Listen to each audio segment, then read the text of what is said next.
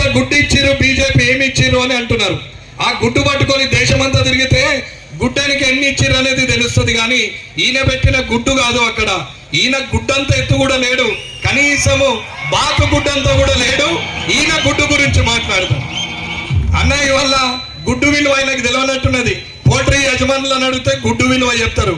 ఇవాళ ఎన్ని గుడ్లు ఎంతమందిని బతికిస్తున్నది, ఎన్ని గుడ్లు ఎన్ని కోళ్ళను పెంచుతున్నది, ఇవాళ ఏం జరుగుతున్నది అని తెలుస్తుంది.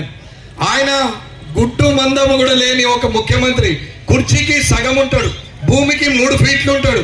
ఇవాళ ఆయన మాట్లాడతాడు మోడీ గారి గురించి, ఏమి ఇచ్చిండు అని.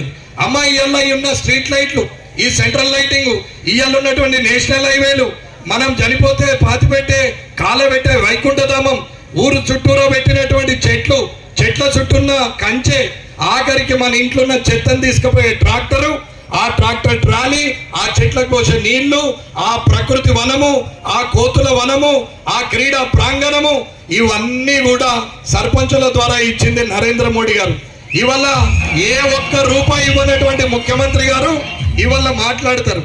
అమ్మ ఏది ఉన్నా సరే ఒకటే చెప్తున్నాం తల్లి, ఏదైనా నిజమేంది అబద్ధమేంది, నడిచేటోడు ఎవడు, నడిపించేటోళ్ళు ఎవరు, ఇవాళ మా ఉత్తమాటలు మాట్లాడేవాడు ఎవరు అనేది ఒక్కసారి ఆలోచించాలా.